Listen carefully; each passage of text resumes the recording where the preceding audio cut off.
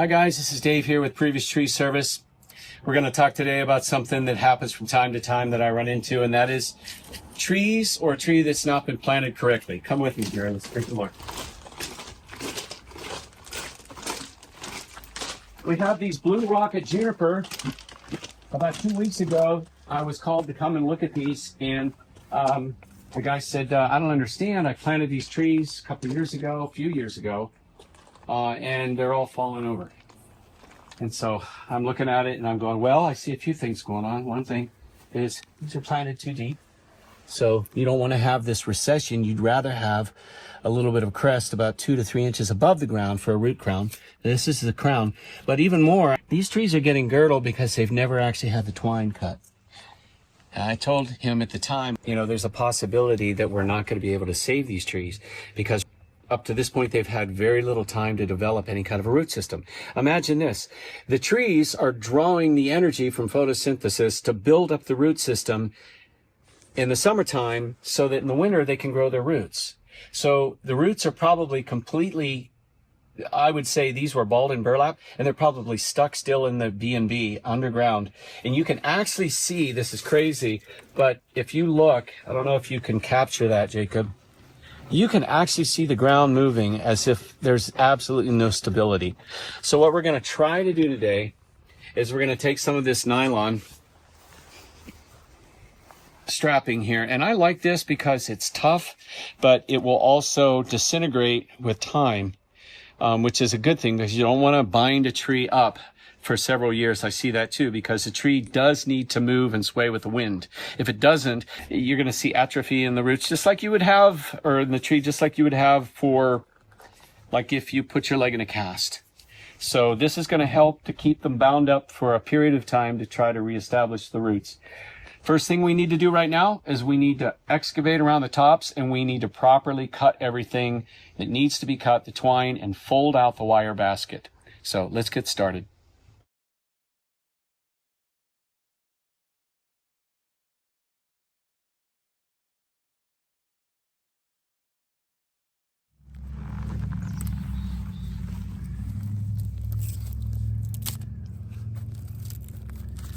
All right, what Jacob's doing right now is he's going to cut away this twine. He's going to do the best he can to get back to where this twine is girdling the tree.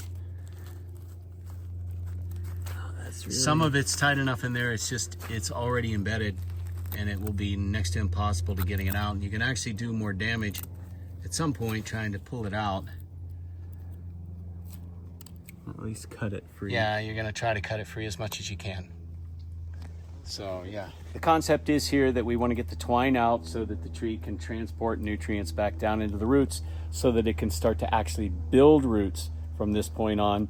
And then the trees will get stable, and they're going to grow right, and they're going to grow tall, and they're going to be the trees that he wanted in the first place.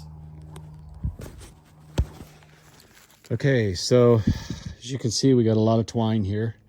And we took this off of the trees. I had to get down there quite a ways. This one is the worst. You can see it just leaning way down, way over.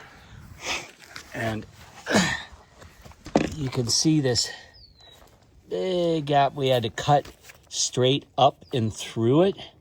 And then we were able to wind it and pull it all the way around. And like I was just saying to Jacob, you could actually hear the trees.